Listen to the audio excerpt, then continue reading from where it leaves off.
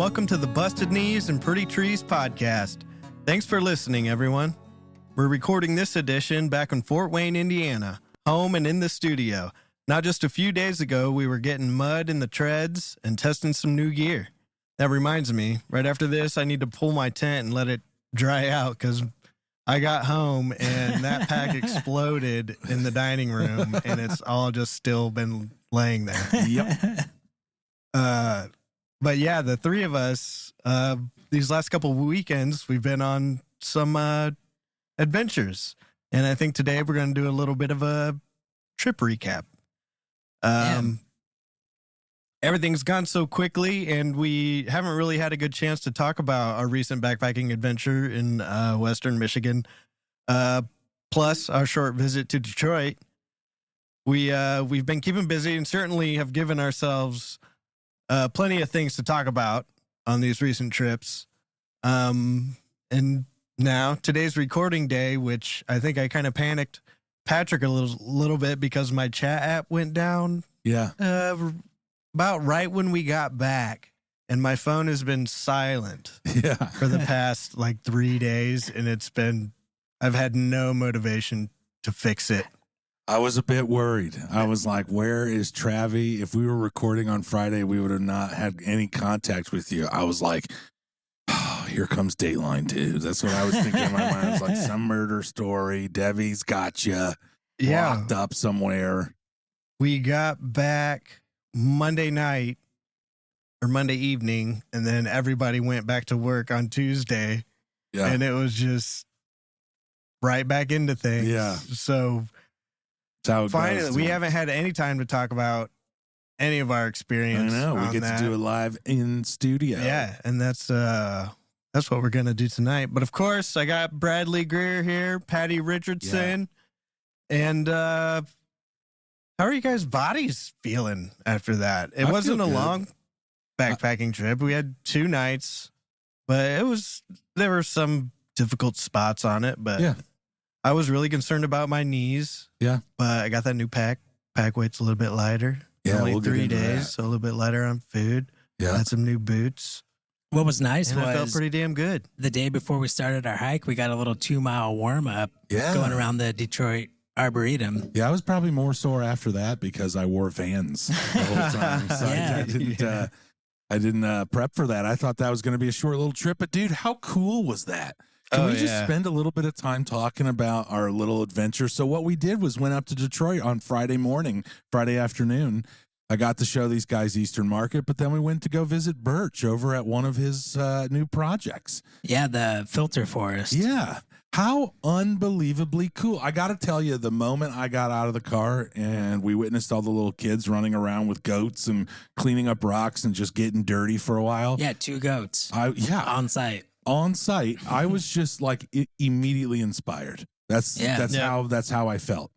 They were just fresh. They had a bobcat out there, and they had just dug some fresh holes to plant trees for the next day. Yeah. And there was a small group of kids out there and some other helpers, and they were going around picking up the blocks and debris that was in the dirt. Right? Yeah. That's what you guys were saying? That's what they were saying? Yeah. Yep. What hard work. Because then the next day, which we weren't there for, they were having the tree planting ceremonies, right? Yeah. They were all getting together and planting all these trees in this one little area of Hamtramck is where we were. Or were we in Poletown? I think it was Poletown. We were in Poletown. I mean, I just thought it was the coolest. I got to say, Travi, you made a mention to it shortly after, I think we were just on our drive over to Dennis's house. And you said, like, what a metaphor for Detroit. That they were planting these trees on these properties that are dilapidated, and you could just, the history of Detroit was right there in this property. And then from out of that comes this beautiful tree or this beautiful forest. And like Brad alluded to, we walked 2 miles for like 2.5 hours, all through forests-ish.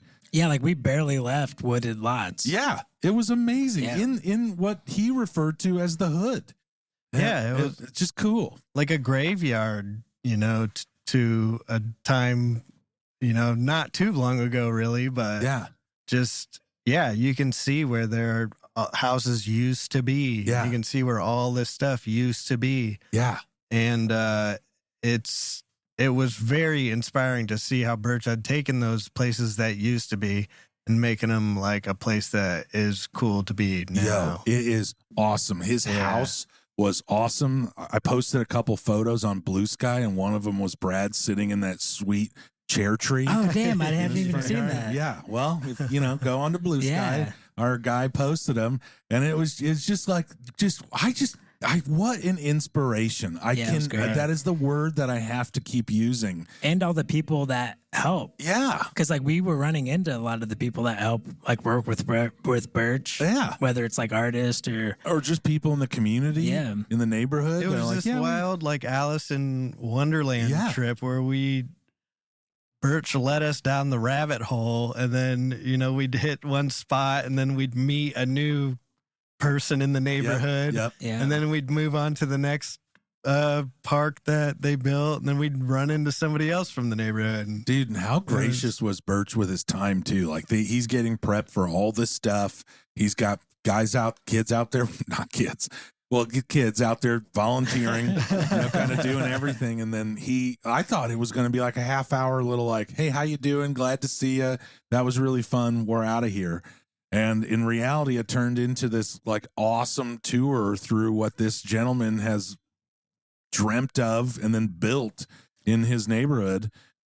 What a gracious time. Yeah. And it's far more than I ever imagined. Oh, yeah. Yeah. It could have been. And I learned a ton. Yeah. Like he was the whole time just spitting knowledge at us. Oh, yeah. Yeah. Nonstop. He knows so much about all the plants. What about that tree where the fence was growing? Elm. Elm? Yeah, it was an elm it's tree. growing through it, or the tree has grown around it over years and years and years. Yeah. That was the queen of the neighborhood. That tree was beautiful. It was so big. Love the way he would say that, like, this is the mom or this is the grandma tree, and all these other trees has come from that one tree. Yeah. Like I never thought about it in that way, that if there is one massive one that's been there forever and then the same species all around it for hundreds of yards, that they probably all came from that tree. Yeah. Well, what? That's so cool. Like it is the grandmammy tree. And we all got to touch a baby giant sequoia. Yeah, Brad. Yeah. Well, how was that experience? Very nice. It was nice. They feel really cool. They do feel really cool. Yeah. 3,000 years old in some of those instances. And in a millennia, they won't, we had an opportunity to touch a tree that in millennia will be so high up off the ground that people won't ever touch it anymore. Yeah. And we got that. We made our little mark into human history. Yeah. And it's right there in Pole Town, for Christ's sake. Yeah, right in the middle. It's absolutely wild. It's like wild. The streets were just vacant of any vehicles. Yeah. A lot of the houses were just like unlivable. Yeah. And then there were just a house here and there where people were still living and stuff. And so gnarly. There's some industrial buildings like in the background of these forests that that are growing up now. It's a metaphor, dude. Like you said, it's so cool. There's the News Panther, though. Just one more thing. If any of you listeners are out there and you're going to Detroit or going to be in that area, you should really take a little tour over to this area and see what this guy is doing in that community. It is really cool. And I believe he stated his goal is to make Detroit the greenest city on earth. And because there's no other city that you can do the kind of things that he's doing. So if any of you guys are out there and you're interested in going to Detroit, make sure you stop by this guy. And volunteer if you have time. Yeah. All right. Well, tonight's story, there are DNR biologists in the Upper Peninsula of Michigan wading through the data from the first few seasons of a multi-year study to track and better understand the Michigan moose population. So the main purpose of this study is to figure out why, apparently the moose population's gone stagnant in Upper Michigan, the UP. And around the year 2000, they were expecting to have around 1,000 moose. And it's currently just stuck at 400. Wow. And they're trying to figure out why and what's going on. So over the next 2 years, biologists will be collaring 60 moose, and they're targeting like bull moose, cow moose, yearlings, calves, and then tracking the calves of the moms that are collared. The whole range. Yeah. See what everybody's doing. Yep. And so 60 moose over the next 2 years. Initially, they started with 20 being collared. And what they do is they fly around in spotting planes or helicopters, or they're on snowmobiles, and they find moose and then bring a team in to sedate it, collar them. And it didn't say, but normally when they do stuff like this, they take a lot of measurements. And I don't know if they can weigh a moose in the field. Take like but blood samples. maybe, yeah. Like they kind of get as much info as they can while they have the animal there. Mm-hmm. And so then they collar it. And like what's unique about this, in the past, they've collared them, but they've been radio signals. So that's more of just like a ping at a time interval, where these are constant GPS monitoring. Oh. So they can follow, like they know exactly where all the moose are at any time. Okay. That's kind of cool. Yeah. That is kind of cool. I want the job of just snowmobiling around Yeah. looking for moose. Yeah. Looking for the huge antlers. Is there a website we can go and track those moose too? I think it's on the, no, they don't do that. That's They don't probably not a good hunters- idea. Yeah. Because I- people are dying to know where the collared wolves in Colorado are. Yeah, that's a bad idea. Yeah. Like as soon as you said it, I was like, yeah, that'd be interesting. And then Yeah. I just remembered that sometimes people suck. They do on, we'll get into it in a second, but they do release previous past tracks that certain moose have gone on. So this takes place, it started in February of this year, 2025, and it's in the Michigami Highlands on the Keweenaw Peninsula. So think of where we were going to fly out to go to Isle Royale. There's like a peninsula that juts out into Like Houghton Lake area. Superior. Yeah. Yeah. And it's on the western side of the UP. So this all kind of is taking place on that peninsula. And that's where the majority of the population is that's on the UP. There is an eastern population too, but it's not as big as this one. Then, of course, there's the Isle Royale population, which it really surprised me because they said this population staying around 400. Let's see, guess how many are on Isle Royale? Estimated 100. 100? 80. 820 or so. Holy Damn. shit. Isn't that crazy? On Isle Royale? Yeah. Alone? Yeah. That's what one of these articles said. Am I thinking of it wrong? That is Isle Royale just that one island, or is Yeah. it Well, it's all the the- archipelago. It's Okay. like a, yeah. Well, that starts to make more sense yeah. because that's 125 miles of archipelago or whatever. Yeah. Yeah. It's pretty wild. I wouldn't have guessed. They 800. swam there Yeah. because they didn't used to live on the I island. think you brought that up last week. You were Or they enthused walk across about the it, ice. Yeah. Ah, see, yes. This population was brought in from Ontario. That's on the UP. That Really? was interesting. Yeah. That is interesting. 800. Jesus criminy. Yeah. It's a lot of mice. So what they're doing with the collars, like not only are they tracking their movements, they know where they are so they can go see how many babies, how many cows they have. And then they can, if they die, they know where they died. And they can go try to figure out what killed them, how they died, why they died, kind of thing. Yeah. So the data that the biologists are reviewing now covers the first calving season and then breeding season. So summer is when they have the babies. Then they breed again. Well, not the ones that have babies, but breeding seasons in the fall. Like it's probably, I think, wrapping up right now or in September. Couple of the paths that they highlighted that they thought were interesting was there was a mother who had 2 yearlings. So they were born last summer. And they kind of started at the bottom of the peninsula, went all the way up to the tip of the peninsula in the summertime. And then once fall came, they were twin calves. One of them stayed up in the north part of the peninsula. And then the mother and one of the other ones went south. Halfway on their trip down, they split up and went in their own direction south. Whoa. But the distance that it traveled kind of surprised them because it's pretty long, like a pretty far distance.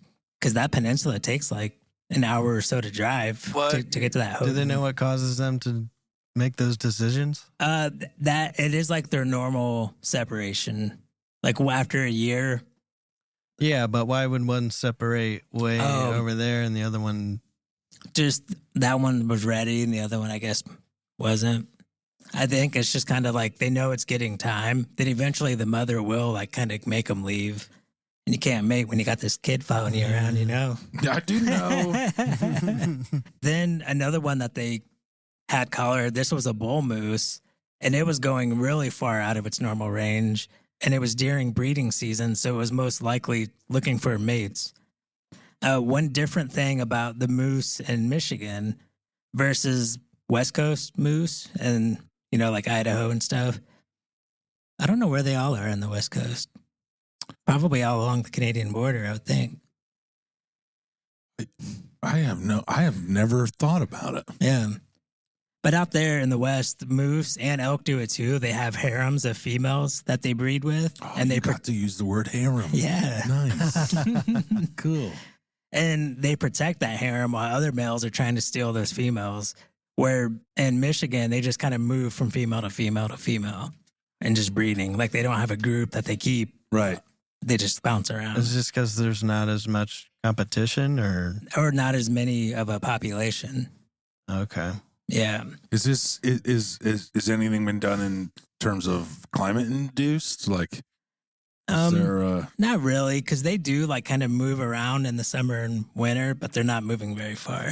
okay. I mean, it could be if like spring or like if winter weather's coming early, like when I don't know if that would affect their breeding or not. Well, I know that there's a lot of species that will only breed in like that right like climate, I guess is what and, like, just the during word I'll use. Yeah, like the But rat. if anything's throwing that off, then that throws off their breeding patterns and their breeding schedule and things along those Yeah. lines. So They didn't get into any of that, okay, but this is also their first time where they got a bunch of data yeah. from this study from summer and fall. How long have they been? This is 2 years. It just started this year. Just So they started. collared them in February, and so they've had the summer and the fall to monitor. Cool. Yeah. Do they have any theories as to why Yeah, they can't get above 400? That's what they're trying to find out. Like I didn't no initial hypothesis. I though? didn't surely there are some. Yeah. I didn't see any. And it could be the unique breeding behavior where other populations have harems, and Right. so there may not be enough females. But the articles, because I read 2 or 3 articles about this, and I didn't see any theories on why the population's stagnant. Cool. But that is the main objective of But this it's study. maintaining. Right? Yeah. Yeah, Well, Well, I mean, and- something is balanced out. And like kind of interestingly, since as of September 17th, of the 20 collared moose that they were tracking, 17 are still alive, and it was an adult female and 2 yearlings that died. So that's a big blow to the population, losing a female and 2 yearlings. yeah. It didn't say if they were like all went out together, something happened to the whole squad. It didn't say that. Mom's like, fuck it. We're all going. We're dude. going off this cliff. We're all going. Yeah, so it's interesting. Over the next couple of years, they're going to get the collaring up to 60 moose and continue to study and try to figure out what's going on. I'm sure they keep like heavy track of accidents, like with cars and yeah, stuff. yeah, because that's Is that fucking a mentioned? car up. No, I don't know if it's such a rural area that maybe that's not Like it doesn't doesn't happen happen often. often? There's so much woods up there. That's a pretty rural, Oh yeah. wild peninsula. I mean, the whole Man. UP is pretty wild, 400 doesn't seem like a lot at all. especially Like, when there's that seems- 800 on Row. Yeah, that seems really, really low. But the idea that it is staying, like, to Travis's point, like stagnant, like right there, it does mean, I mean, to me, maybe it doesn't, but in my mind, that there is something balancing that. Right. Like they hit their equilibrium. Yeah. Like 'Cause there's it's- just enough food, there's just enough space, Yeah. whatever. Because it seems like it's been a while. Like it's been at that number for quite a while. I mean, and it fluctuates, but mainly like averages out to 400 or so in that area. Kind of interesting. Dude, when my parents lived in upstate Maine, we were driving up there and there was this, it was very Madawaska, Maine, very far out there. And I feel like you need to say that like in a Canadian. Madawaska. Well, it's right on the Canadian I don't border. think that was. Yeah, I don't know how to say it in a Canadian accent. It's French over there. So anyway, but when we were driving up there, you have all these big burly guys that it was frontier land. It was a frontier. So they don't pay like certain taxes and stuff because it is that way. But I always thought it was funny because when they would drive up to you, they're driving remember Dodge Neons? Oh, hell yeah. So a couple of them, or one of the guys had one of those, just very small cars, compact cars. And then when they're on their property, they had their big work trucks and stuff to be able to haul meat and trees and all that. But I asked why that's the case, why when they're making long hauls, they're driving their really small vehicles. And they said it's because of the moose. So what they use up in upstate Maine to dry roads or to clear roads is rat beet powder, I think is what it was, beet powder. And the moose love beet powder. So they'll just be on the roads licking it up. Makes sense. Yeah. And they said when you're in a big truck and you hit a moose, and I don't know what the speed limit up there was, but I think everybody was cruising at a tick of about 100, because it's way out there. Yeah. And they said when you hit a moose in a truck, that big body's hitting you right in the windshield. That 1 ton, that's where all their weight is the body. And it's that perfect like angle or whatever. Just right Whereas through the if you're in windshield. a small little car, you hit a moose, that big body goes straight over the top of it. You're just like sweeping the legs out. Yeah, exactly.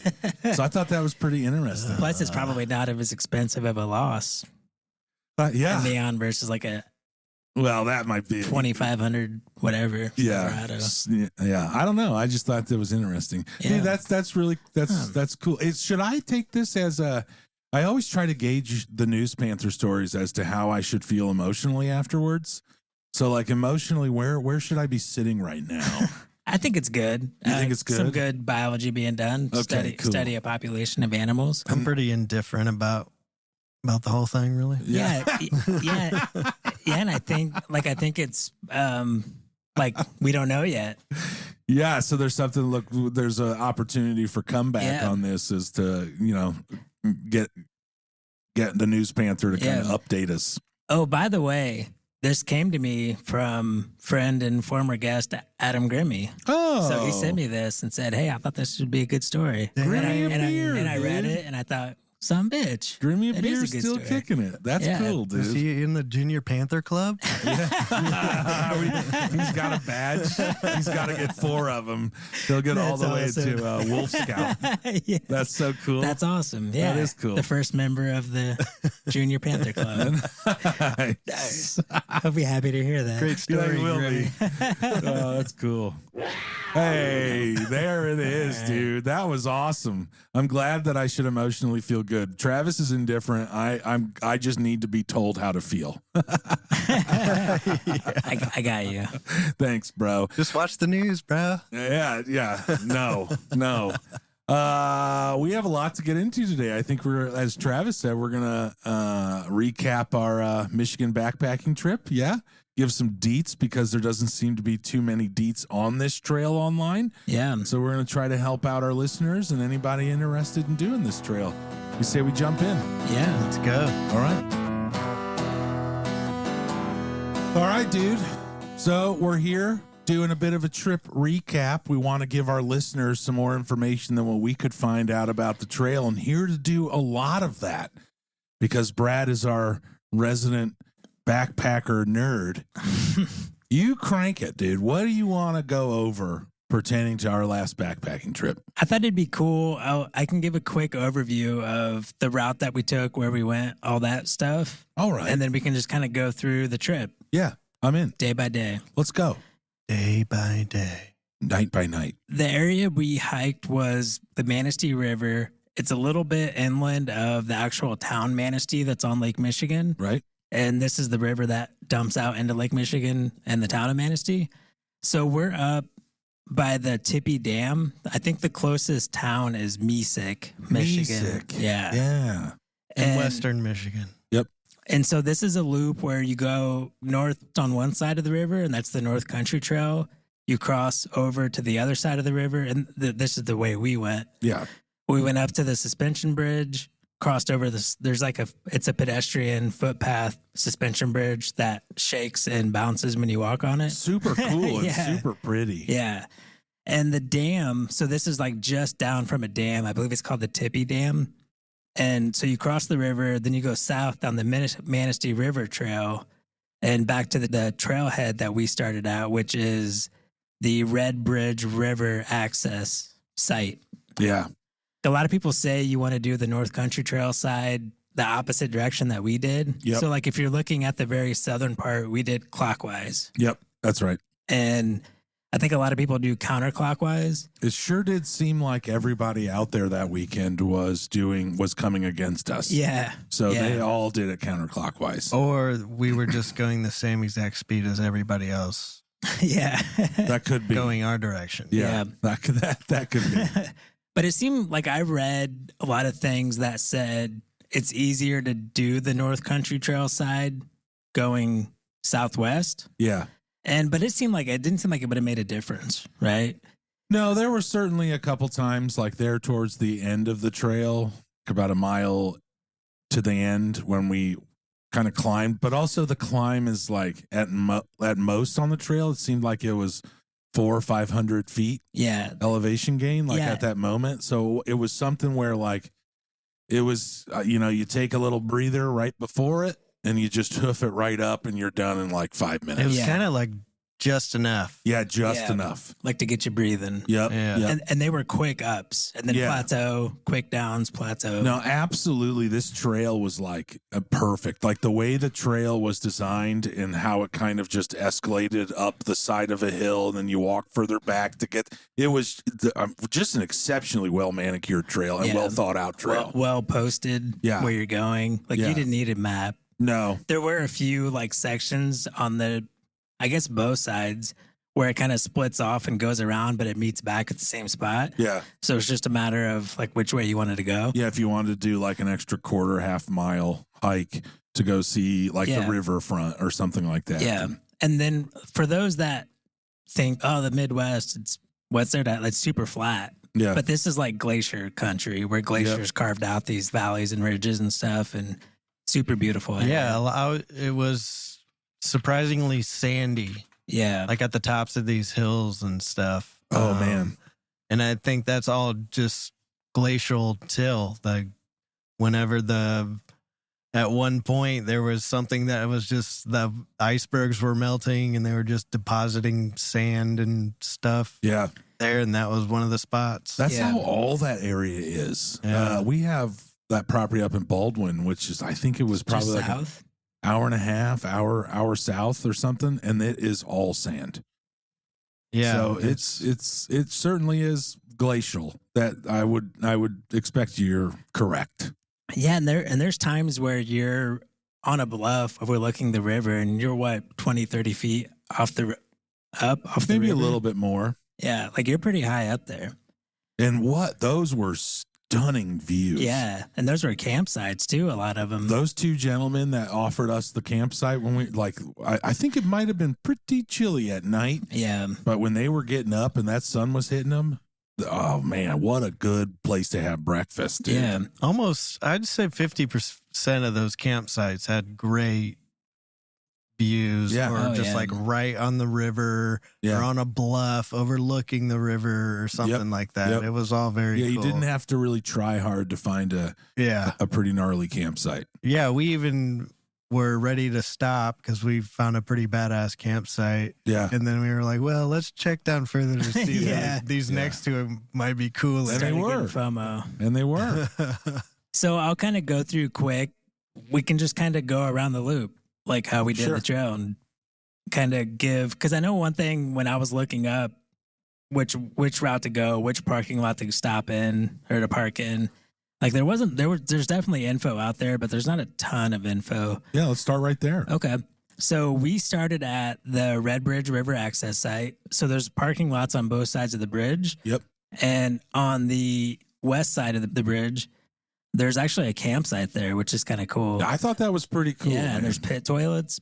Yep. You leave work on a Friday, drive there, camp there at night, wake up and start your hike. Yeah. That's exactly how I would do it. Yeah. If it wasn't so cold. Yeah. Like I think I was happy staying the night at Dennis's that night because it was just like the last bit of warmth that you got, you know. But I could definitely understand that. Some spots for little campers or all along the trail there was the dirt roads and car camping. And it was that's the I don't know if I've ever been on that's a national forest. Yeah. This is a national forest. Manistee Forest. Okay. Yeah.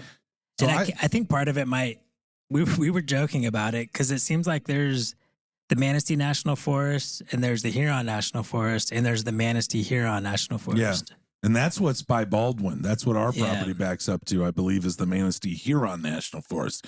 So I feel like it's one of those like those diagrams, you know? Yeah. Where like you have the three circles and they just kind of like overlap each other at certain points. Yeah. And that's where you get the two names. Yeah. So there's that. That's one of the major trailheads. And then on the north side, there's two trailheads. And they're both like, from what I read, we didn't go to the actual trailhead. Nope. But they're like a mile off the trail. Yep. So you have to add basically 2 miles to your loop for when you're planning. And I believe both of those you have to pay to park in, where the one we stayed in was free to park in. Yeah, I saw nothing. So then our plan was counterclockwise, get on the North Country Trail side. And everything we read online was there's no water for like 6, 7, 8 miles. Boy, were they right. And that's where we were trying to camp. We were going to camp where the water was. But yeah, there was no water. And it had rained. So, I mean, there were just leaves with puddles of water in them the whole way. Yeah, it was a wet hike. It was pretty wet, but there was no water flowing. Yeah, like no evidence of a dried up creek bed or stream or anything. Yeah, sometimes you can kind of look at a trail map or something or look up something about it and say like, no, there's a creek here, kind of maybe not pay attention, like it's like water, seasonal, whatever, it's seasonal. I'm always like, there's got to be something. This is, exactly. But this was legit. If you're going to start counterclockwise, make sure you have a day's worth of water. Yeah. And it was an easier hike compared to some of the other hikes I've done, but it wasn't like you're going to go through water, especially in the hotter months. Yeah. You know, so you really want to make sure you get back to that riverhead where you're going to be camping that first night. Yeah, and thank you to the couple who were on their maiden voyage camper van trip. Yeah, that refilled my water bottles for me. Oh yeah, that was cool, dude. They saw Travis wandering around with empty water bottles, like looking for a fountain or something. Cool. Well, there was a place to fill water bottles at that campsite, but it was shut off. Oh. And then they saw the disappointment on my face, realizing that the water wasn't coming out. And then I went over to you guys, and Patrick was pissed because I was like, hey, I need to get back in the car to get water. I wasn't pissed. And he already packed his keys in his backpack. And then that guy came over and he's like, you need water? And I was like, yes, he does. It's probably like I was joking. Might got some acid or something in it. You know? I did go hang out in their van for a little bit. But yeah, like I wondered if the water shut off because this, like, we're pushing how late you'd probably want to go. Yeah. It got down in the high 20s at night. Yep. 27, I think, was the lowest when I was awake. But it was great because there was no bugs. There was maybe one spot on the river where we were in kind of sandy grass where but they didn't seem like the biting type. No. Yeah. They want the biting type. But the best thing about this all was we were there for like peak fall colors. Oh man. Like it's all like so many hardwoods changing colors. It was beautiful. It was awesome. What I noticed kind of, I think might have on the second or the third night or day was the different, like as you were getting closer to the river, I think it was a lot of birch leaves and other leaves that are closer to water. Yeah. So the whole ground, to Travis's point, was just covered with like wet leaves. So it seemed like throughout the 3 days, we were going through like 3 different like ecosystem regions of where these trees were. Oh yeah. Because each of the trail was just covered with a different leaf. It was cool, man. That was fucking gorgeous. If you can brave the cold nights and be fine with that, late or mid-October, late October is prime. Beautiful. Yeah. And Yeah. and we're gonna kind of go through our gear later. Yeah. Like we seemed like we were pretty well prepared. Like none of us got cold. Nope. So, It was a whatever. yeah. But so that the creek I was talking about, so going from Red Bridge River, it's called Eddington Creek. And it did seem like, because we were wondering, we meant to ask people to make sure there was water there, Yeah. like hoping it wasn't dried up. Because I know where we're at in Indiana, there's a really bad drought right now. Yep. But it seemed like that creek's pretty well, Yeah. like it's always running. Oh yeah, it didn't seem. I don't know. There were some spots where it seemed like maybe the smaller ones were a little low, but they also just had a good rain, Yeah. so the water was definitely flowing. So and So our goal, we didn't really have like set, we want to make it to this campsite, to this campsite. This first day, we kind of had to get to that Eddington Creek just because we didn't want to carry that much water which to start was with. about 8.5 miles. Yeah, or so. 7, 8, 9 miles. Yeah. I started a new system of mileages when I tell these guys how far we're going. It's always a 3-number range. Man, and if you're a hiker and backpacker, the 3-mile range works perfectly because Yeah. I've never been with any backpacker that says it's a mile and then it clocks in at a mile. Like it never works that way. There was even a sign on the street that said a quarter, like Red Bridge River Access, quarter mile. And I said, oh, we got 0, a quarter to half a mile left. Yeah, that's perfect, dude. Yeah, it worked out pretty good, I think. Yeah, we're gonna One of start these that. days, I'm gonna like plot one on a map with a compass and everything, Yeah, and then That'd see. be awesome. And then Brad will use his GPS dude. system, and then But we'll the- see what Next the year, actual, next spring, Dan. The trails are just never what they say they are. Plus, you're doing little sidewalk arounds, Yeah. and it just adds up over the day. Oh yeah, Brad's short. He'll take a couple extra walks to the beach at night. Yeah. But yeah, so that first campsite, it seemed like the Eddington, which by the way, like on your way to Eddington Creek, there were so many campsites. Yeah. Like, and it's dispersed camping, so you can camp anywhere you want. Yeah. But there are like along the way, you see there's dozens of campsites through that 7-mile stretch. Yeah, you really have no campsites on that trail, on that loop trail is dime a dozen. Yeah. You're there, dude. Yeah. You can stop as short or as far as you want to go. Yeah. For sure. Then at Eddington Creek, it seemed like there was like 4 or 5 Yeah. pretty large campsites. We were right on the river. Kind of when you're coming up to it from the south, it was Yeah. like a little side veer you can veer off. And we were under some huge pine trees. It was a beautiful campsite. Yeah. I gotta just say one thing because it just annoyed the ever loving hell out of me after like an hour. Is there was the hum of the electricity, it seemed, coming from the Yeah. the reservoir, It had something to do with the dam. the I think. dam, and it was. I thought it was mosquitoes at first, so I started banging the outside of my tent, and it just You're like, I'm stayed- trying to watch Friends. Oh, it was just this hum, and once you clocked into it, it never went away. Yeah. Yeah. There were times where I could just listen enough to what the sounds of nature, and kind of I would Yeah, forget about that right. sound. Yep. But then it would just creep right back in, Yeah. just this constant hum Yep. and it just really kind of takes you out of it.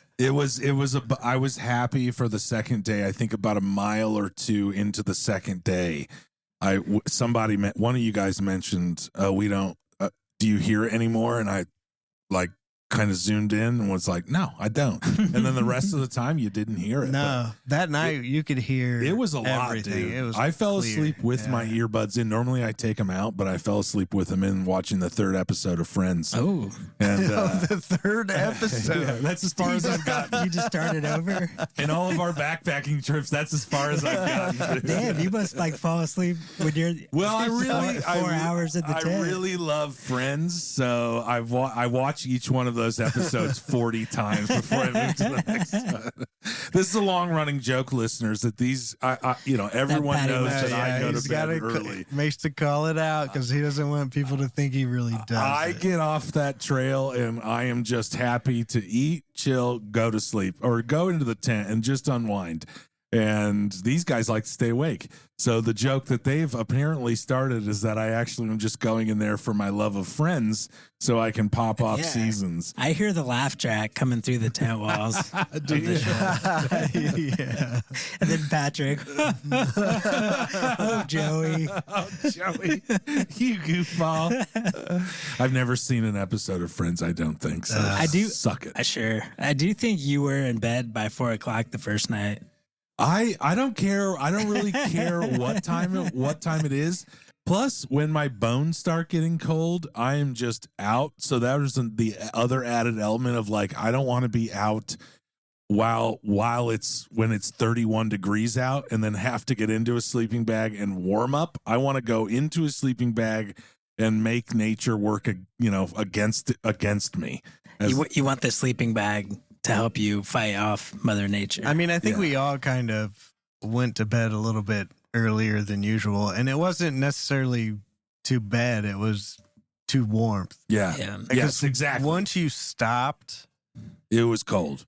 It just got cold real quick because you didn't sweat a whole lot, but just that little bit of moisture evaporating gets you a little chillier quicker. Yeah. I was just like, I kind of want to just put up my tent and go hang out inside there and warm up. Welcome to my world, homies. I was definitely by myself both nights for quite a while. Yeah, Brad, it's like 28 degrees out, and Brad's out there, no gloves, like a long sleeve shirt just on. as long. Like I'm like, Brad, how are you doing this? He's like, I just don't stop. I'm like, dude, what? Like, was he possessed by a demon? I took 25,000 steps a day or whatever. Brad took 30,000 at camp, dude. It was funny because the one day, so like, we did 2 nights, 3 days. The one day we did like 6 miles or something. And I checked it when we finished, but by the end of the day, I forgot to finish the route, and I had done like 7 miles or something. But that was part of like going down and looking for a better campsite. And that's also what you guys do. You guys just tinker and you have fun at camp and Travis did explore. some rock hounding. Yeah, he did. There was not a lot of any rock hounds out there. This is not the trail. I mean, there's not a lot of significant things. I mean, you can find some of those kind of Petoskey stone like fossils and stuff down there, but it's harder to find. Yeah. It's very sandy. Yeah. We did on this side of the trail. So then the goal was wake up, get over to the Manistee River side. And like on this way is where we passed the 2 other trailheads, like on both sides of the suspension bridge. Yep. And there was more traffic there, people out enjoying the beautiful colors. Absolutely. And cross the suspension bridge, which is pretty cool. That was a nice bridge. It was cool. Yeah. All the bridges. And I watched that YouTube video about how on suspension bridges, when people are walking across them, like they tend to take the same steps because you get uniform in that regard. I was the last guy in line, and I just looked up and noticed the 3 of us were in perfect step all the way across. I think I said something to Patty. I was like, oh, it's not as bad when we're all in step. Yeah. Because the bridge bounces like you naturally think it would. It made me feel weird. Like my rebellious side came out, and I was like, no, not me. Gonna do that. You can't put me in a box. No, that was a super pretty, and it, especially doing the loop, it was, because that seemed like the halfway point. So it was neat to like be like, dude, this is the suspension bridge, and then have like a moment to be right on the water. Yeah. And it's that Manistee River, like we're gonna yak that thing next year, no we're doubt. Yakking the shit out of it. And it was just a cool like kind of midway point, especially like, and I'm the bubble guy, and you guys are below the bubble, but to come into like your midway point and you see the people and everybody's having fun. And then you're like, dude, that for me, that kind of like rejuvenates me again. Butterflies, like, fuck yeah, dude. squirrels are jumping around. People. I did get a good photo of you guys on the bridge. Nice. Yeah. I think it'll be a good one. Patty's grinning from ear to ear, and Travis looks like a grumpy dad. Travis looked at me, or when we were posing for the photo, Travis said he was hunched over because he had his pack on his hips. He goes, I'm going to stand up straight. Like a man. It didn't look like you were. I don't think you got any pictures after I did that. Oh yeah, I forgot to turn the camera on. No, anyway, so that was cool. And then now we're on the Manistee River Trail. Yeah, so we were targeting like 7 to 8 miles. Yeah. And this was really because the next day, I mean, we had overall like 9, 10, 11 miles left at that day. And I didn't catch on to this, but somebody told us that the Manistee River side is 10 miles. Well, So- yeah. And there's like a 5-mile marker halfway point. I think that's how that's why I'm saying that Yeah. that suspension bridge really seemed like the halfway Yeah. point, because it's 10 miles up on the North Country Trail, and then you cross the river. Now you're going 10 miles back. Yeah. I feel like it would be a good, okay, I'm going to test my grit on a multi-nighter.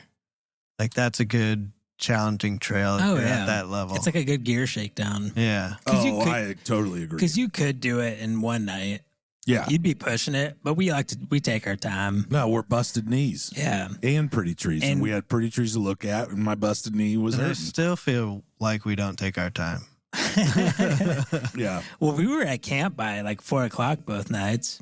Yeah. And we didn't leave until 10:30 or 11 every morning. For me, it was the cold. Once I could Yeah. start seeing that sun, was like we were 2.5 hours away from that sun dropping. And You we've do lost not- a ton of daylight. Yeah, you know, for me, just wanting to have fun, I don't want to be out when it's hitting that mid 30s. And in the mornings, you want to wait until the steam burns off of the river. Then you know it might be warm enough to get out and move around. I don't know if this is good for right now, but I wanted to talk about kind of how we did our breakfast routine. That was very yeah. nice and a big change. But do you want to wait for that, or can I make a No, comment on yeah, that? go ahead. So one of the things that my first time kind of ever doing this, because I guess when I'm at camp with a group of people, or even by myself, really, it's just maybe customary for me to be like, okay, I'm up, and now I'm going to put my clothes on, and now I'm out of the tent, and I'm going to go to the fire or to Yeah. the place that we've chosen to eat food, to have food. And because it was so cold, and just I wanted to stay as kind of warm as possible for as long as possible, we ended up all eating in our tent. And I know people do it all the time, but like for me, that was just a different thing. It was nice. Well, yeah, it was nice. Just laying dude. in your bed with your blankets on. Dude, I quilt did. Yeah, I on. didn't take my feet out of the sleeping bag. I just Yeah. opened up the door and had my stove there. It was Yeah, it was cool. nice. That was just a fun little difference that that brought into my experience. And we do. I messed it up one of the nights. Like normally we can all see each other's like through our. Like if we're laying in our tents, we can still see each other and like bullshit and talk and stuff. Yeah, So yeah, it's kind of like you're just sitting around. Everyone's laying in their tent, Yeah. shooting the shit. it was fun. Yeah. Any comment, Travis? You're just looking. Travis brought. I don't his- know. Travis brought his mansion tent. I'm not sure if I ever had Yeah. a. Yeah, that Well, was. I didn't want to talk about the gear yet. So, because I know I do have a question for Travi pertaining to his tent. Okay. So, All right, so yeah, the next day coming down Manistee River Trail again, like super well maintained, a lot of bridges because this side had a lot of streams. So like water's definitely not an issue on this side. no, not at all.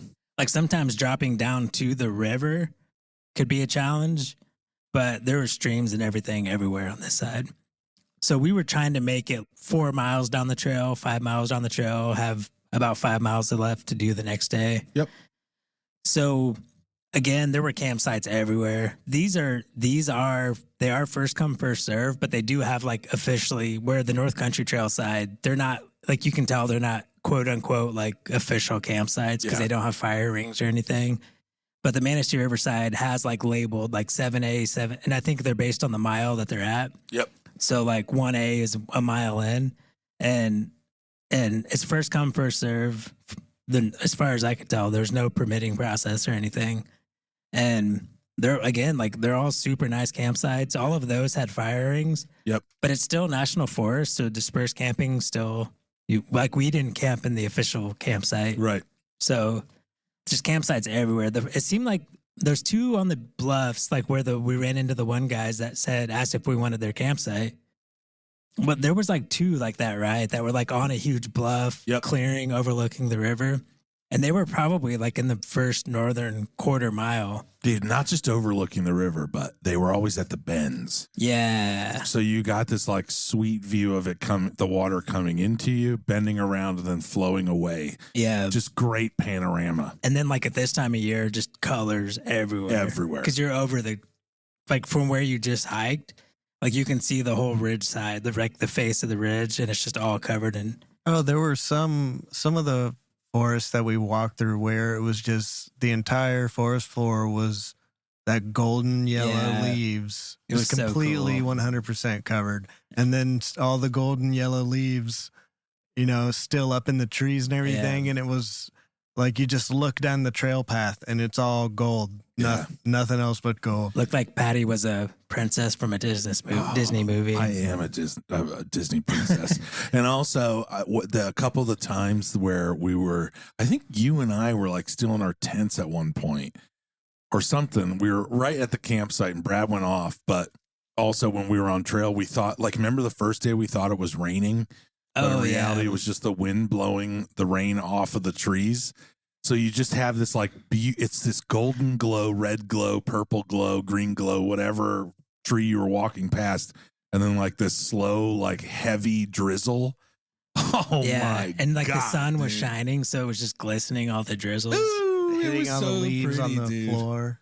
Yeah, we did pass a lot of people that were camping the night before, and they said it sounded like a rough day because it was like raining all day and it was freezing cold out. Yeah.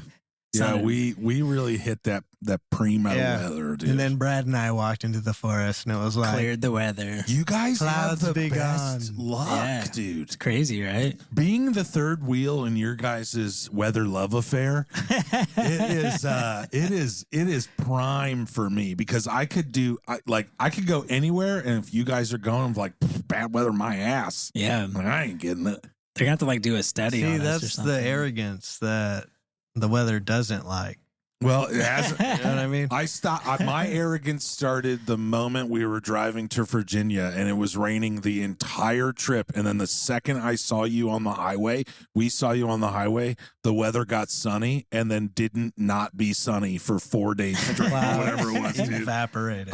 All we They did was literally connect did. on the highway. Everybody for got Christ's sake. sunburned. That's when my arrogance just started. Anyway, But we did. What about? So we learned something interesting. We ran into a group of ladies that were doing.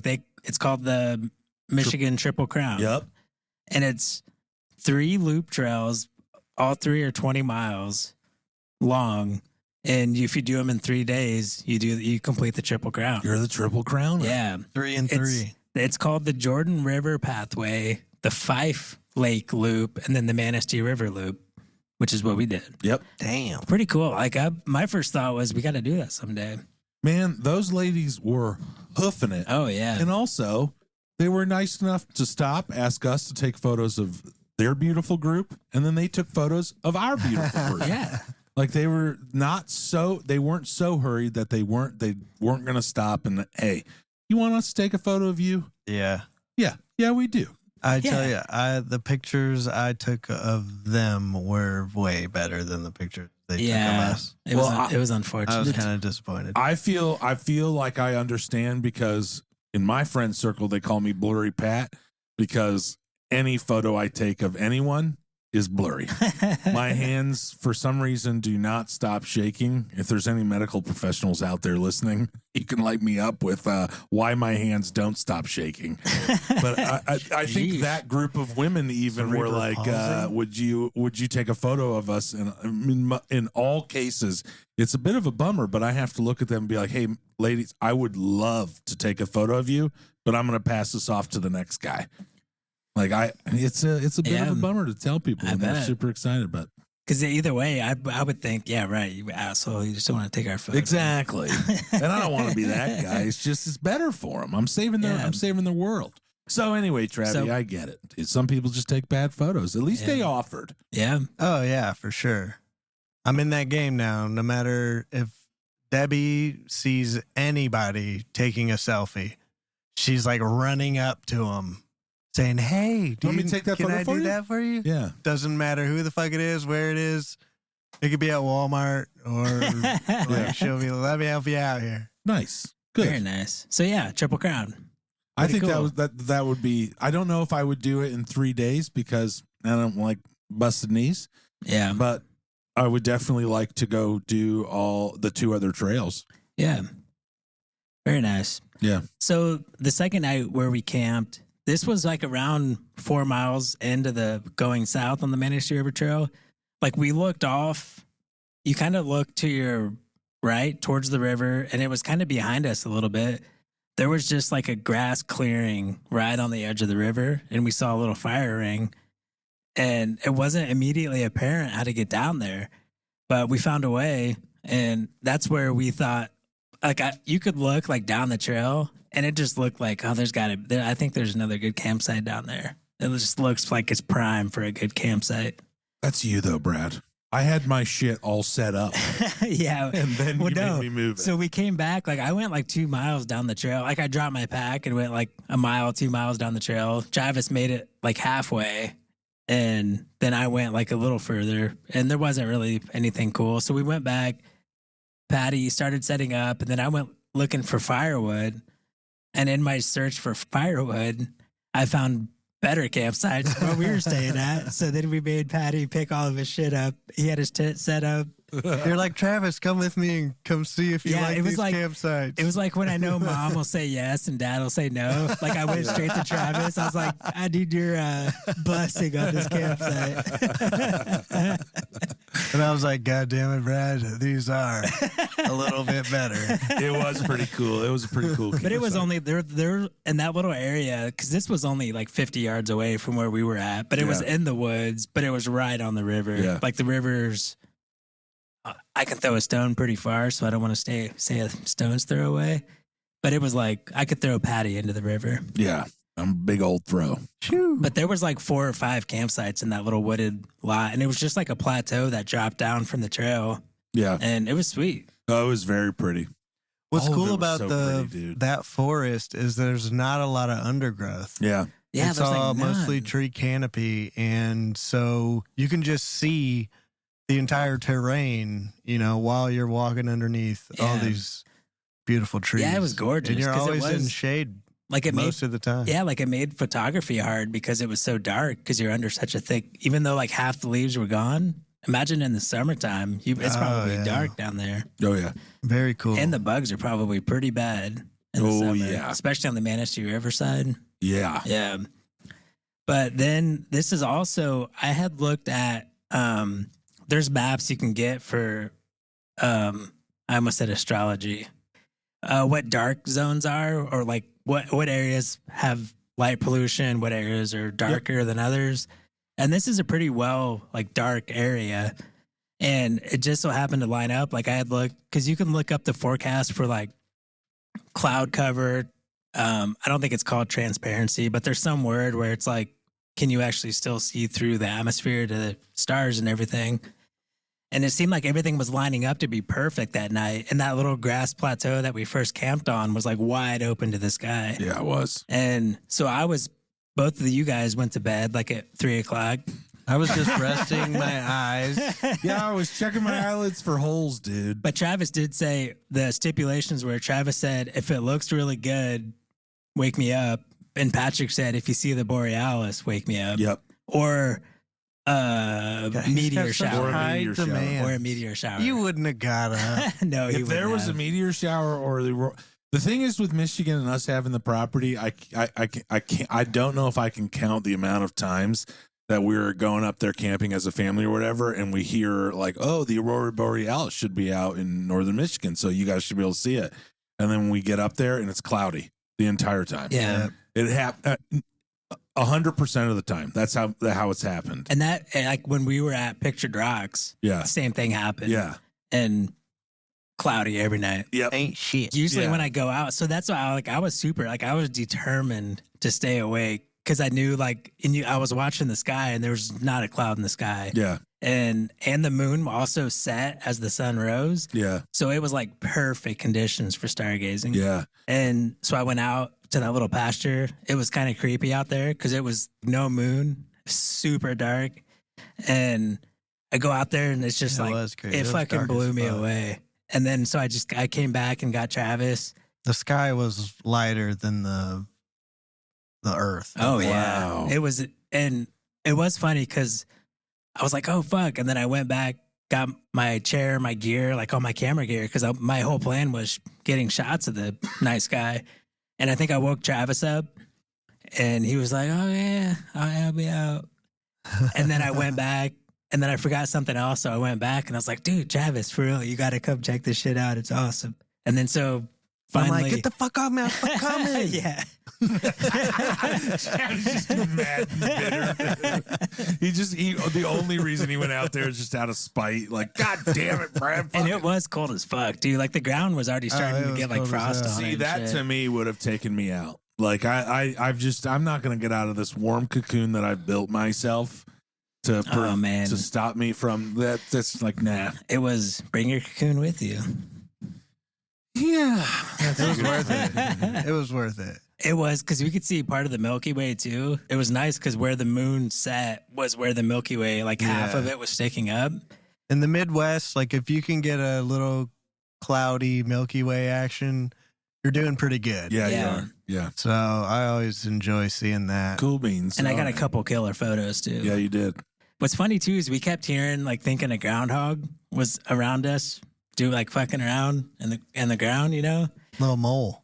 And the next morning we go out there and there's like clear tunnels all through that grass area. So this guy was like all around us, just tunneling through the ground. Yeah. Like right next to us. Yeah, I remember sitting next to Brad, and all you could see were shadows from your headset because that's all that existed.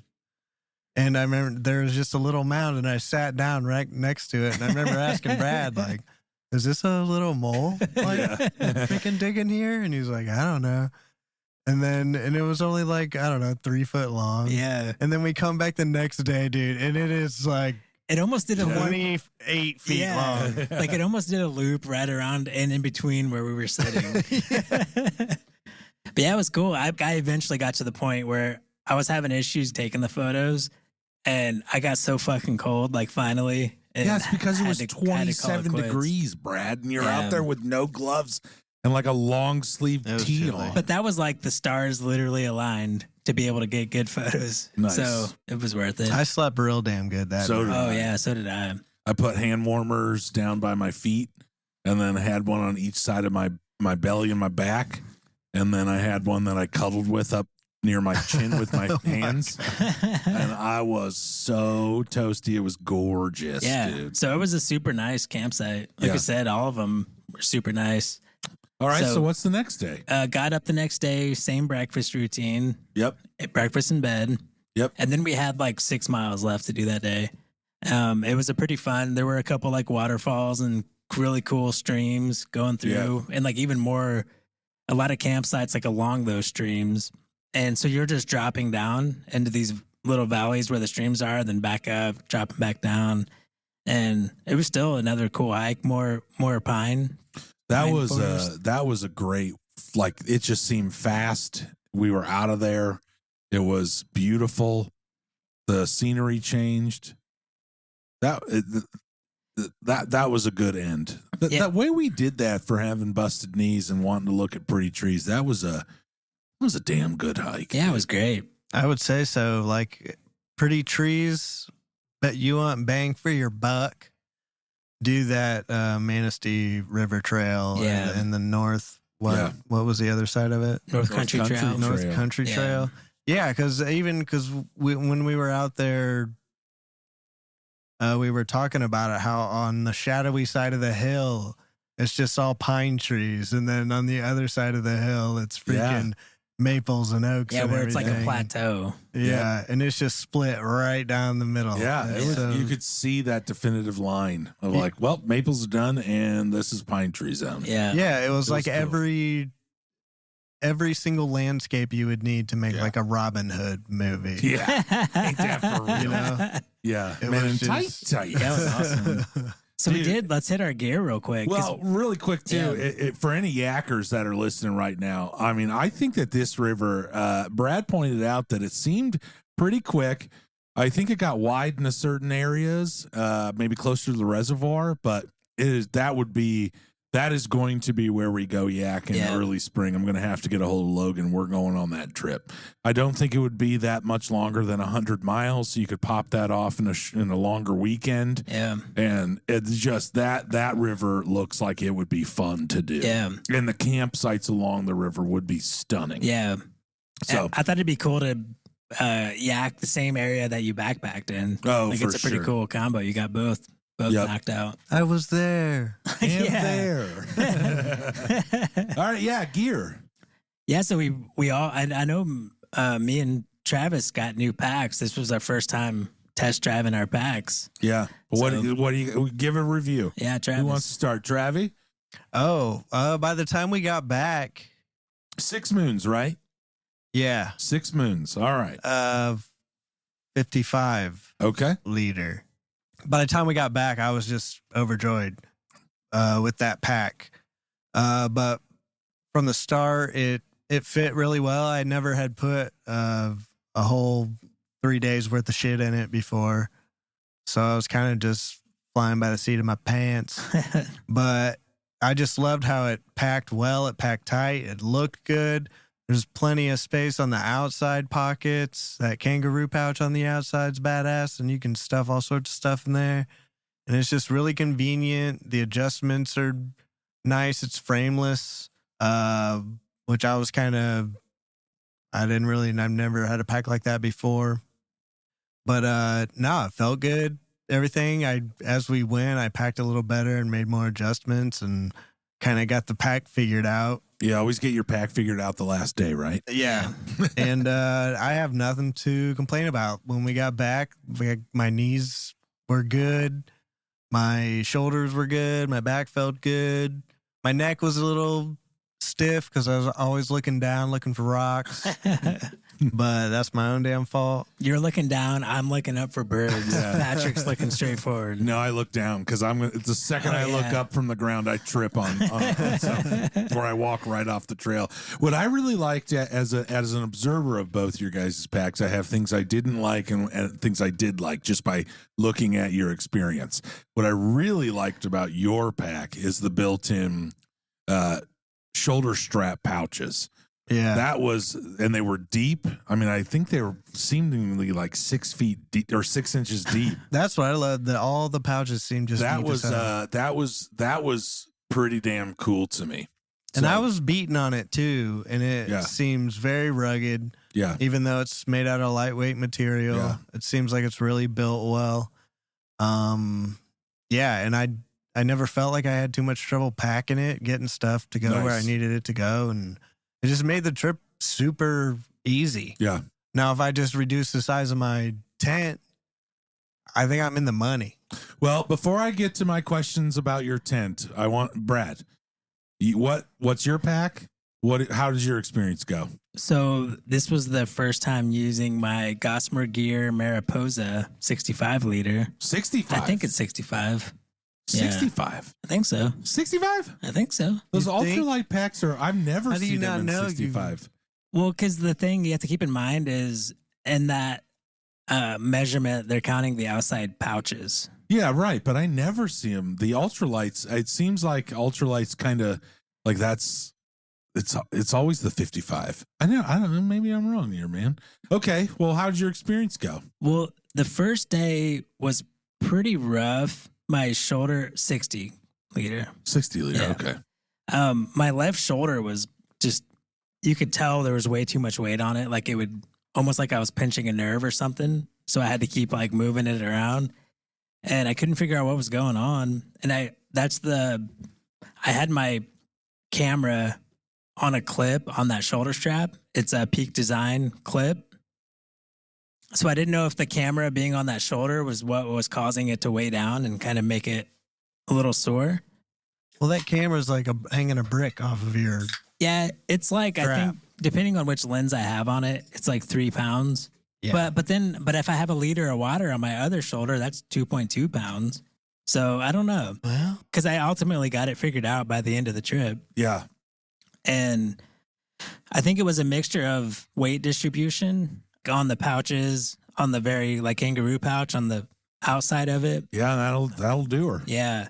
And then I think I have to really cinch the hip belt down to get it to rest on my hips. Yeah, you were mentioning that your hip belt, the strap on your hip belt was a bit frustrating. Yeah, because you can't, like on the Osprey or something, you can just grab both free ends and pull. And tighten the shit out of it. Where this, it doesn't work that way. You have to kind of unclip it, tighten it a little, and then clip it again. What? Like you can't just pull on it. And so I don't know. I'm gonna look in to see if maybe it's kind of weird. That might be a design flaw there. Well, that's what I was gonna look and see if maybe the straps like weaving through the clip wrong or something. Yeah. Because you can get, they have like 6 different belts that you can get, and you can swap them in and out. Mm. So like either A, I was thinking maybe I need a different style of belt, or B, it's like tied wrong and it keeps coming loose. Because I would get it like up on my hips, but then like 15 minutes later, all the weight would be back on my shoulders. Well, one of the things too that we noticed, I think you noticed it, but wearing the puffy in the morning, it was really weird how even like I'm still rocking the old Osprey, right? 65. And it was really weird how with that puffy jacket on, it would sit wrong on your hips. Yeah. And there was no like amount of adjusting or tightening my Osprey or my hip belts as much as I possibly could.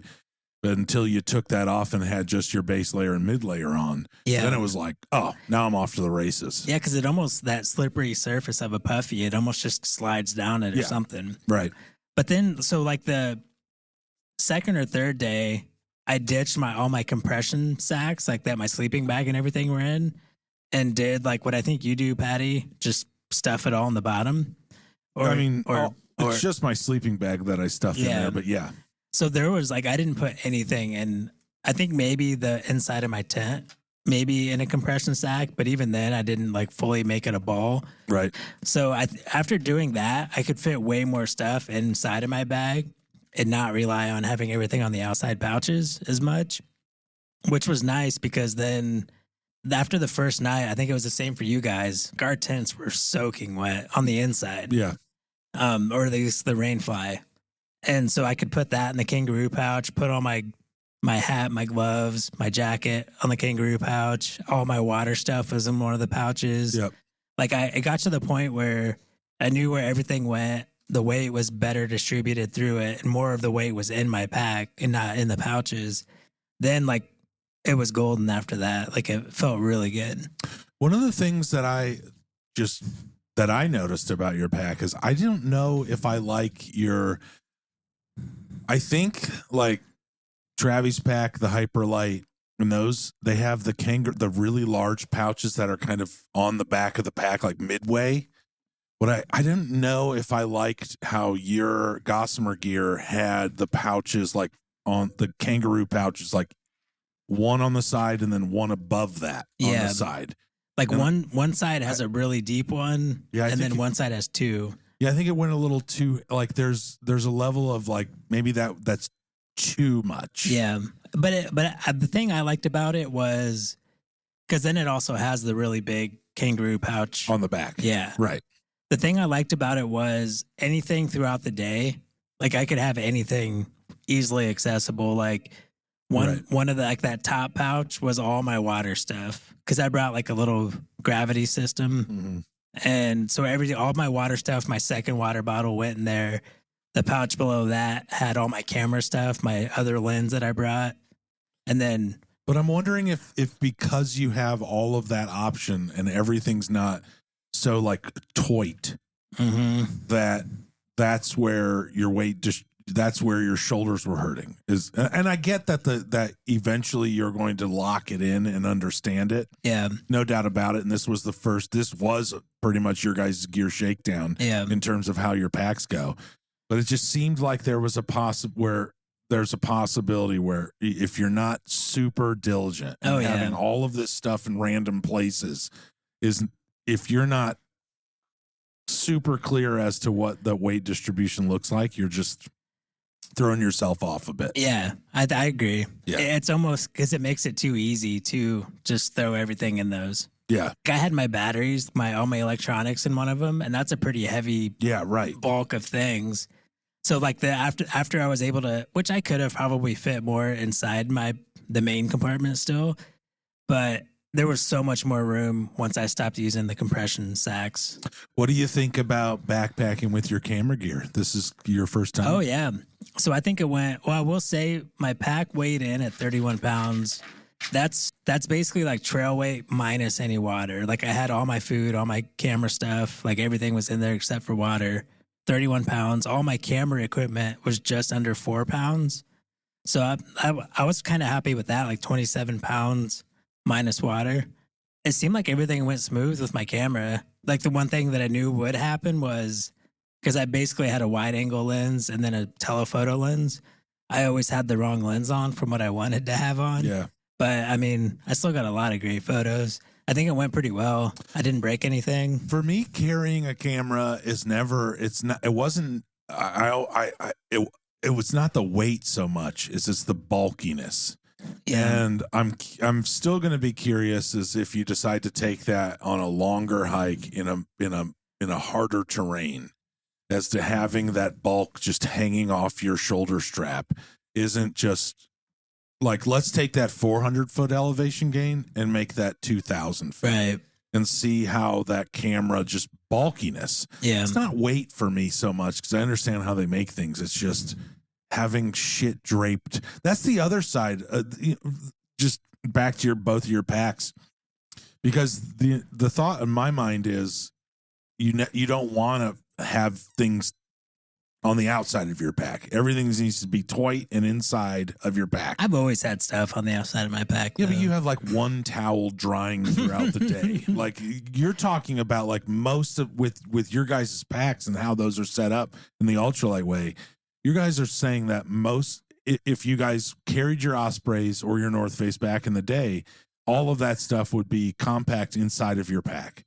And now you're saying what, like a quarter of that is now on the outside of your pack. How did that play out? I think even if I were to dump my pack upside down, nothing would fall out of those pouches. Really? Yeah, because What do you think? I added the Yeah. shock cord. Yeah. My North Face, it never gave me an opportunity to put anything on the outside unless you were able to like strap it in with the straps that Right, because historically that's a bit of a faux pas yeah, and it had some pouches on the side, but for your other water than, bottle like, and trekking poles. yeah, that's it. But on this one, I don't like. I want a nice tight pack. I don't want things hanging out of it or anything. But I mean, you saw how I packed my pack. Over this last weekend, they're like I can make it pretty tight and put things where I want it, and it still looks nice and square and well put together. But just ease of access, like it's freaking so convenient not to have to unbuckle those 2 fucking buckles that do the top of your pack. If you can access some things that you don't have to worry about getting wet so much or whatever, and it's just right there. Yeah, like anything in a Man, Ziploc bag, I it's can so put on the nice. outside because it's waterproof. And I remember walking the trail and just listening to my pack. Nothing, not a sound. Everything is in its place, like nice and tight. And I just, I really like it. So I guess I guess like in terms of just bucking the old system of backpacking, and I never knew that was a faux pas until you said it was. well, it's not, I don't know if it's a faux pas, but I think the more streamlined backpacking because obviously like you look back at the photos from the 70s where everything is just like monkey clipped to the side of your like pack. you have a steel pan hanging off the back of it. So like I get that, but like I think the more streamlined backpacking got, and like as it inched closer to the lighter backpacking gear, the intention is very much to keep everything in. That's why packs don't come with all that kind of stuff. But now they all do, generally. like all the new ones do, Right. though. But also a large part of that is because now they're selling them, for instance, at 55 liters and 60 liters. They're not like, if you went back like 5 years ago, there wasn't a backpacker that had anything below 65 liters. So it's just this different way of interesting. looking at it, I suppose. Yeah, I mean, I'm still getting used to it. Yeah. It's, Well, for sure. but it is. I mean, I loved, like Travis said, like anything I could possibly, like everything inside the compartment was. I'm only gonna need this at night. Right. Like my water, my toiletry stuff, like bathroom stuff, just all that being on the outside. Like any snacks on the outside, and the hip belt pouches. Right on. It was nice. So let's take a bit of a step back from the backpacks. I'm glad we went over those, but I do have a question for you because your longtime massive suite of a tent, North Face, you are thinking about retiring? Is this the word around the campfire? I mean, it's kind of done with it. It's been floating around in the air for a while. Yeah. I don't think I want to make any like Rash official decisions. announcements. Yeah. But have had some websites up Yeah. looking at other It sounded kinds of like on tents. trail you were close to a 6 moon. Gonna keep rocking with that brand? That's a good question. Because I think it's a harder thing to buy a new tent than it is to buy a new pack, I think. I agree. In terms of I don't agree. The tent I landed with, I ended up being forced to buy in Jackson Hole, and now it's my favorite thing in the world. But I think you just lucked out. Yeah, like I might have.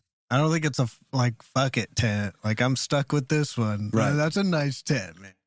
Well, no, I agree with you. But at my height, dude, 6'3", like there's like five tents. If I went online right now at 6'3", there would be probably 5 tents that I would have to choose from. Yeah. So it really limits my ability. I just need it to be long enough. Outside of that, now I can start breaking it down. But there's like one other category I could break that down to. So I imagine your decision is going to be much more difficult than mine. I guess what I'm asking that because I've been thinking about the ultralight backpack as well. Hyperlight. Yeah, the Hyperlight. And after I'm now kind of like, and I don't know if it's nostalgia or just my little heart pitter pattering over my old Osprey that I've been rocking for close to 20 years now. But I just I don't know if I'm going to get rid of it after that trip. I like the system I have with it. I can pack that and unpack that faster than You are pretty good. I'm proficient at it. I know what to do. Now I'm starting to get geared up with the bear canister because I brought my bear canister on this trip where you guys switched to your bear hangs or your bags, your food bags. And now I've just got like it all lined in. It was funny because I think at our first campsite, Patrick asked me, he was like, what? So like you saved like what, 2 pounds with that pack? And this was after like my shoulder was sore and shit. And he's like, doesn't seem like it's worth it, huh? Well, I mean, yeah, because at that point, like, because that 2 pounds It was like you had came an from the bear epiphany. canister. Yeah, it was like an That's what it epiphany came you from. had. You're like, And I will be curious to see how you pack a 55 liter with a bear canister and how you pack a 60 liter with a bear canister in there. That is going to be the real, like, as a fly on that wall, I will be quite the interested viewer to see how that rocks. I've had my bear can in that. Like when I was testing it out, Right. like I would put pillows in the bottom and then put a bear can on top with weights in it and then stuff clothes around the outside of it. Nice. So I have a walk around the house. little bit of experience. Yeah, go up and down the stairs like 10 times. So, what else you want to talk about gear? I think I was happy. This might be the last thing. Like we seemed really well prepared for the cold. Like how we had our episodes on cold weather, like wool base layers or even some kind of synthetic base layer. My 10 degrees NBV quilt core bed was phenomenal. Nice. I was super happy. I was a little nervous because I feel like I got cold a couple times in the Tetons, and this was going to be even colder than that. And I never woke up cold. I was super happy with it. Yeah. Yeah, I was money in the bank, and I had a new Pad that I had never even blown up yet. I don't even know what brand it is. I love it. Avalanche. It's Avalanche. Yeah, I even got a little blow up pillow. I was like, yeah, that's on sale. Okay, Dude, how do you? I mean, for any gearhead out there and with backpacking gear, taking an Avalanche unopened from Sierra Trading Post out to a backpacking trip is like, talk about a faux pas. Like that and would when have it's made going to me be nervous, 28, dude. 27 When you know it's going to be degrees. cold and you're out there rocking like a 3 R value avalanche, because I don't think avalanche goes much further than what 3. Probably, Two or 3 maybe. yeah, because I think mine's like 6 or 7, and that was a big Right. deal that they got it that insulated. Right. I don't know, man. You were Just good. Like if like any piece of equipment, if it don't work, I'll figure out another way. You just come snuggle with old Yeah. Patty, dude. Old Patty We'll Bear. cuddle again. I'll keep you warm. Yeah. Yeah, I will. Patrick, wake up. Yeah, I was pretty My good. mattress won't Yeah. blow up, dude. Yeah. I'm gonna sleep in here tonight. What's wild now is that I love Friends. with me. You want to watch the 3rd episode of Friends with me? Come on in, brother.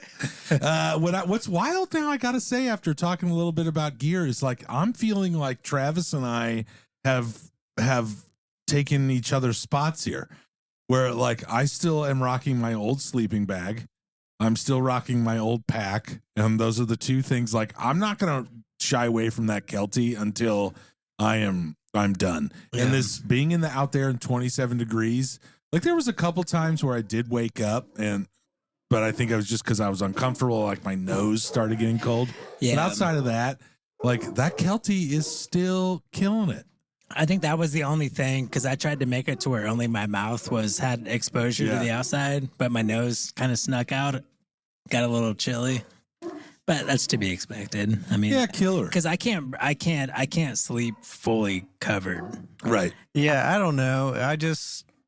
I understand where you're coming from, where it's hard to get rid of something that you know works Yeah. and it still functions. But it doesn't matter what equipment I bring, I'm going to find a way to make it work. But the reason I am doing all this reducing in weight and all that stuff is so that my body will continue to work, so that I can continue to do this. Oh, I definitely understand that. I mean, Yeah. any sort of pounds, you start feeling your knees are a little bit easier, a little bit better. Your back doesn't hurt as much, and it does. It takes effect. The problem is with sleeping bags, though. And correct me if I'm wrong.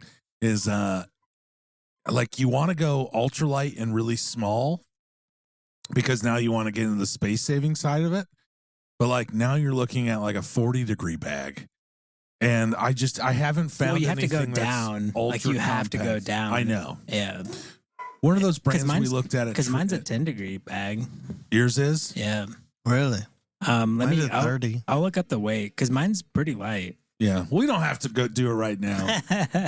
If that's all we had on gear, then I suppose we're probably entering the last little bits. And I just wanted to make a comment too, as somebody that has a son that is in the backpacking realm and wants to keep going. This is if you are a dad or a mom out there that has a kid that you want to take with them, you could do shorter versions of this trail. You can do the 10-mile down and back. You could get out at some of the trailheads and have a car there waiting for you or whatever. But this is a prime trail to take a kiddo out with you. Yeah, even just in and out. In and out. Yeah. Go up to the first trailhead, then back out. I mean, there are so many opportunities to have a wonderful, wonderful backpacking experience with your kiddo. I mean, as every step I was taking on that trail, even where we were hitting our elevation gains, I was like, man, I wonder if my 10-year-old could just pop this out. And absolutely.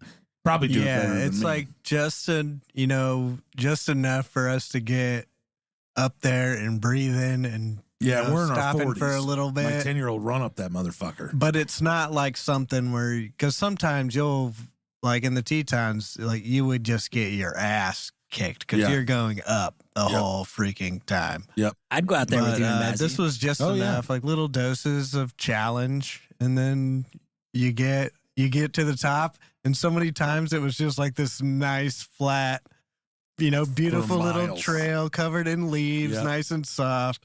So you get rewarded for those challenges on that one. And I think, what a great starter trail, especially if you want to camp overnight.